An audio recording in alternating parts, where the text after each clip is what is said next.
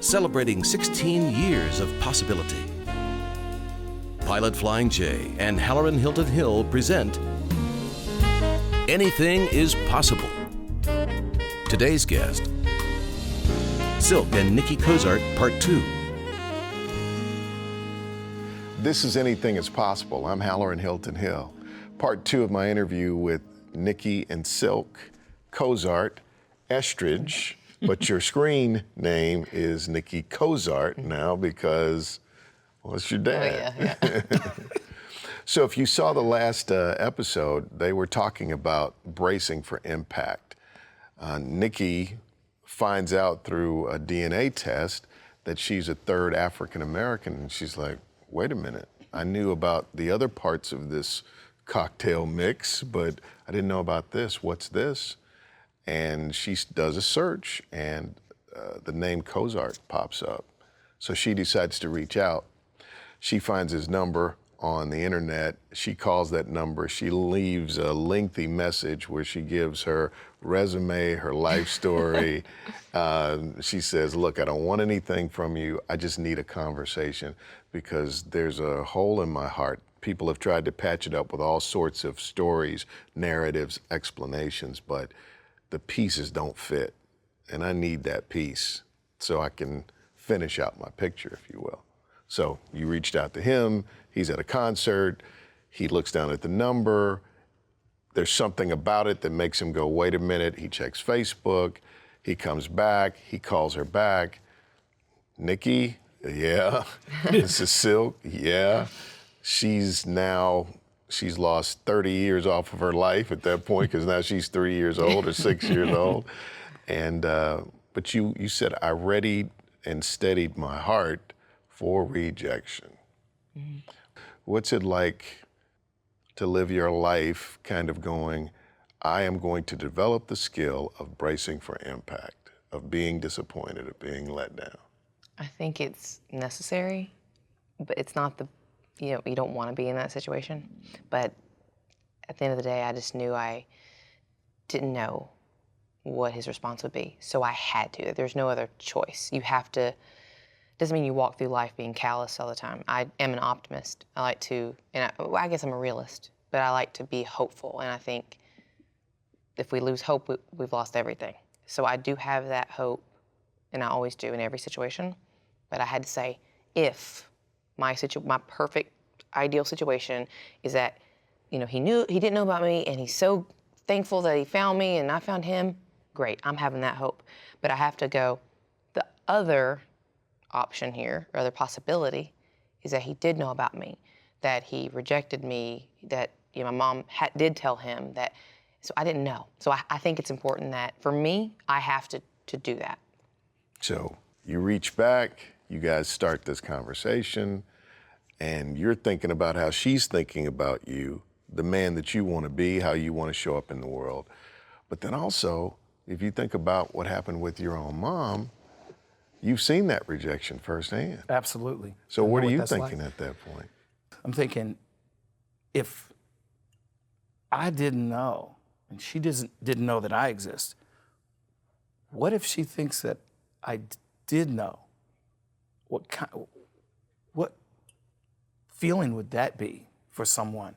And all those years, So I wanted to make sure that, she knew the truth from me.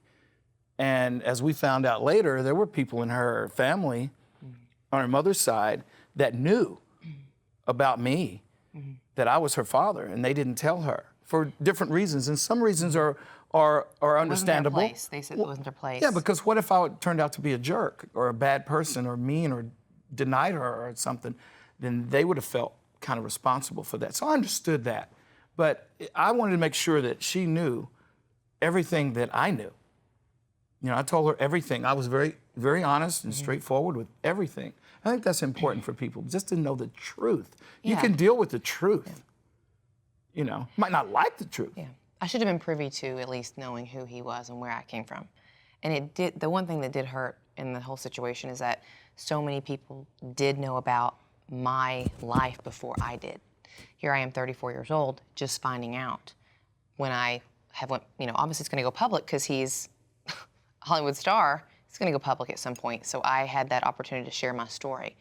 And when I found out, people came out of the woodwork saying, I knew when you were a kid, I knew when you were growing up.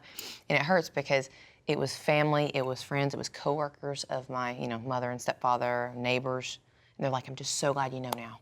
And I know it wasn't their place. I get that. I don't harbor anger. Right. I don't harbor anger for anyone. See, that's an amazing thing. Her spirit is so beautiful.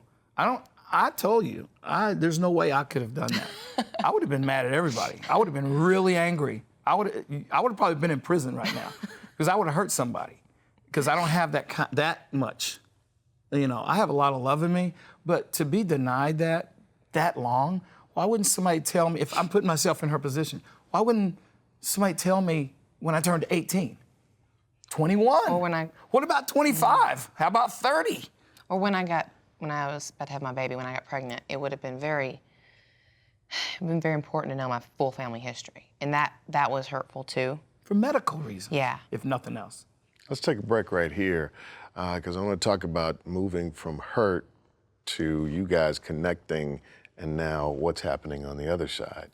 This is Anything is Possible, and this is a story of possibility. More in a moment.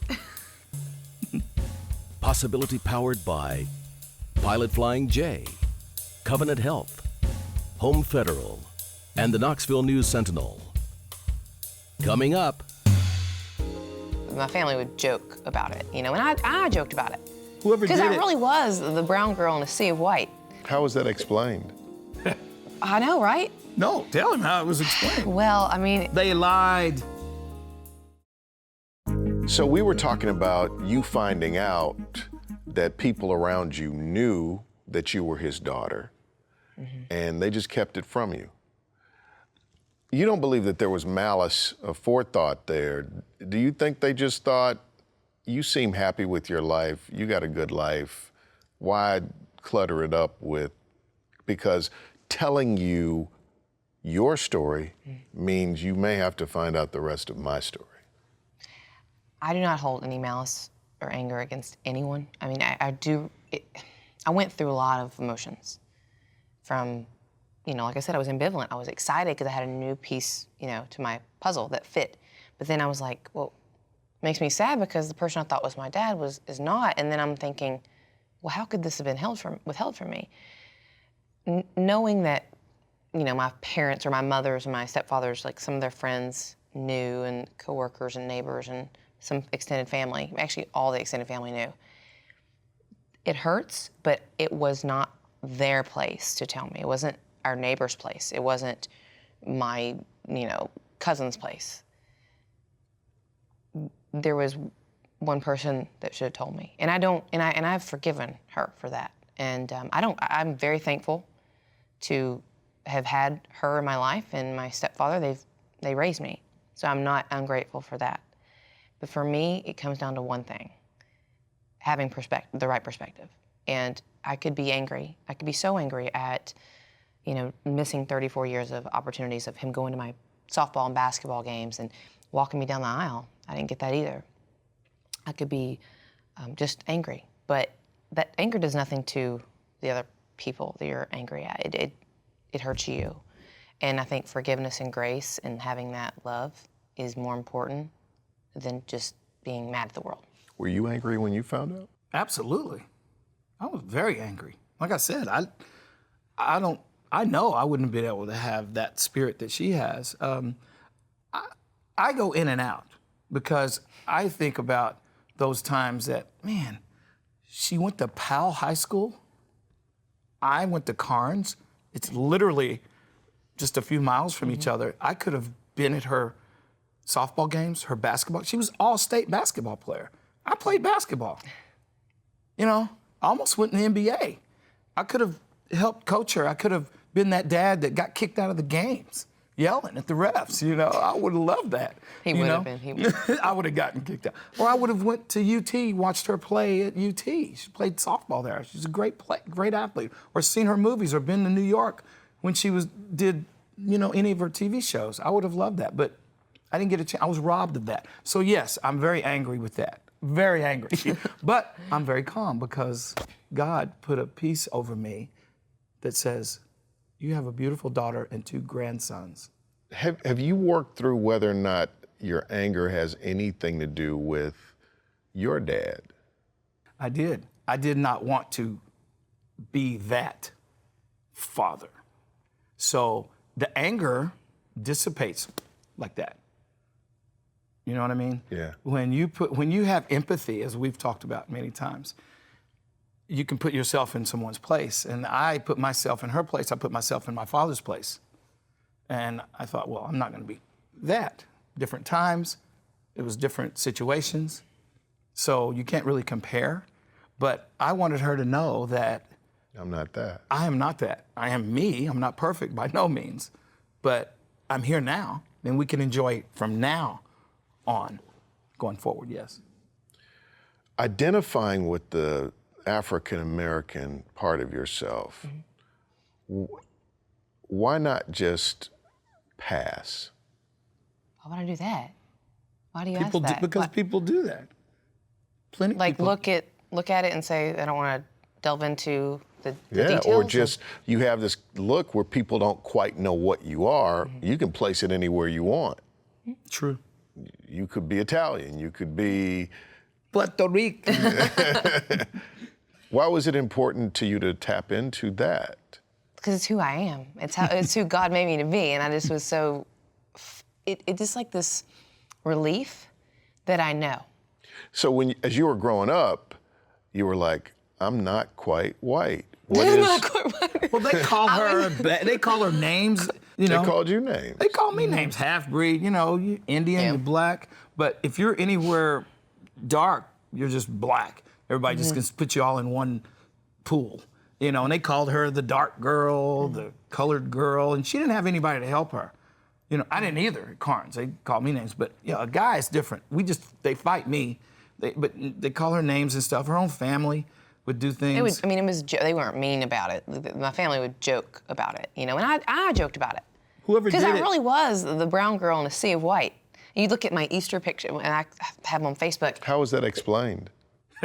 I know, right? No, tell him how it was explained. Well, I mean. They lied. It was just told that I had Native American, which I do. And my grandfather, who's passed for a couple of years now, he was Native American. And my stepfather was kind of had darker skin, but totally different color, and he was adopted.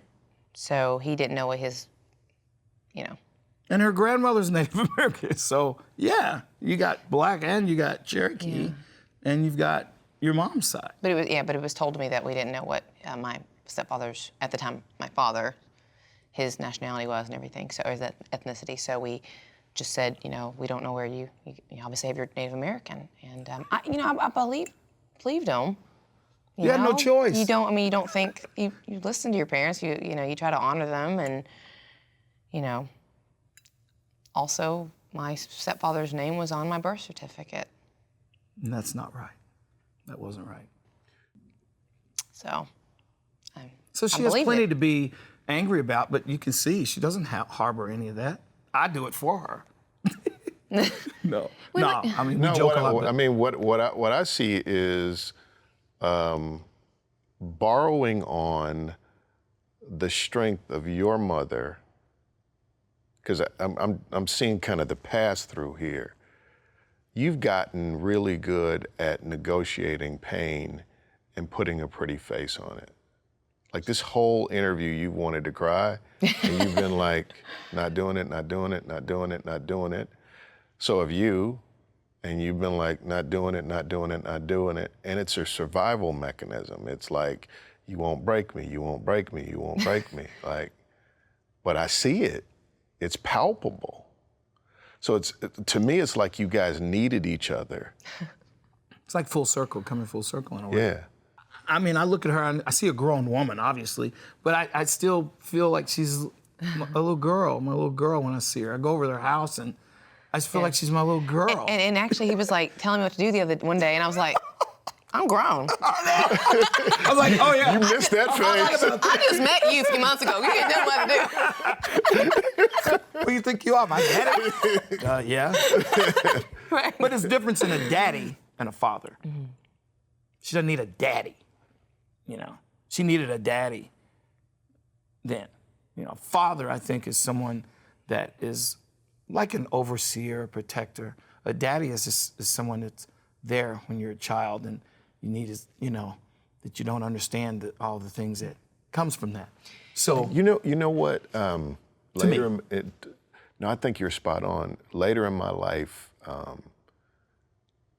just being in my father's presence was enough, right? yes, It gave me a sense of who I was, right? Mm-hmm. And there's nothing like when somebody knows you from the inside out. What I mean by that is, you look at your daughter, you can see the things she's been through. You weren't there for her life, but there are character traits there are all these different things that are familiar to you because they are you, right? And when you know somebody gets that, oh, Yes. it's such a great feeling. doesn't take words, doesn't take anything. It just, you're in their presence and you know somebody is resonant with who I really am. Mm-hmm. That, you have no idea what I would give to feel that one more time. Oh, absolutely. Just one more time, just to sit next to my dad. Because you know, when my dad was there, and he's here now, right? Mm-hmm. I look like him, right? And I am him. But when he was there, because I felt like I had an anchor, somebody whose love was unconditional and irrevocable, from that platform, I felt like I could do anything, I could be anything, I could imagine new possibilities. When that's not there, it's not there, right? Mm. And so I just kind of see you guys in this brand new relationship, sourcing all sorts of things that you've needed your whole life, right? You have other children, you have children, but this missing piece, there's something about rounding the circle.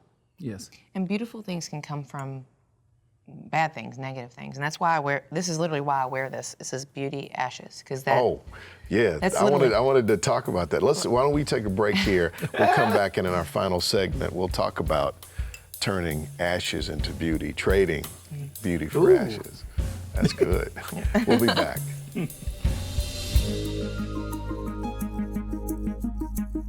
Coming up. I always had this void in my life. I never thought I would fully know. And I always knew something, but I was like, that doesn't feel right. So when I got that answer, when I was able to finally get that missing piece, I was like, now I'm complete. Now I understand who I am, where I came from. Cylk and Nikki, thank you for being here today. What an incredible story of possibility. You didn't know you had a daughter, you didn't know you have a father, and now you have each other. You wear this bracelet because... It just keeps me focused on what I need to keep my eyes set on and what's important in life. And just having something like that, you know, back in we had the WWJD bracelets then, but this means so much to me because it reminds me that no matter what situation, no matter what adversity we're going through, it doesn't matter what, but beautiful things can come from just the most negative, nasty, terrible situation. And that's why, you know, beauty for ashes. Tell me what you've learned about possibility through this. You want me to say anything is possible? Is that what you meant? And? Yeah, and see, action. No. I'll say this. So thank you so much for having us on, because I really feel like that anything is possible. That whole phrase pretty much encompasses what I've experienced the past, I don't know, this Father's Day will be a year. And I never thought, I always had this void in my life. I never thought I would fully know. And I always knew something, but I was like, that doesn't feel right. So when I got that answer, when I was able to finally get that missing piece, I was like, now I'm complete. Now I understand who I am, where I came from. And it does something I can't even put into words. I don't know if that makes sense. But finding out where I came from and who I am really, it's just the most amazing feeling ever. And so I feel like now that I have that information, really anything is possible. Because I never thought that before. You know, What did you learn about possibility? You know, you can acquire a certain amount of success in this world, you know. I mean, I've reached heights I never really thought I would reach. I mean, as a child growing up in Carnes, you know, you dream about playing pro basketball. You dream about being an actor. And let's say you achieved that. I've done it. I went beyond. And then this happens. Then you get this wonderful, wonderful human being in your life. Keep going. And where does it end? It doesn't. It keeps growing. And that's what I've learned, that there is no limit. That's what I've gotten. I mean, be careful. If anybody takes a 23andMe test, you may find out you have a Native American and black daddy. So anything is possible. Right, it is. And you might not like them when you find it either. He might tell you what to do. No, I'm just kidding. But maybe you will. Thank you guys for being here today. Thank you. Thank you. And I'm excited about the possibility of your life beyond this moment. And to know each other and to love each other, that's powerful. Well, congratulations on the 16th Oh, year. wow. Yep. Anything is possible. 16 years. I love it. It'll never work. We'll see you next time on Anything is Possible.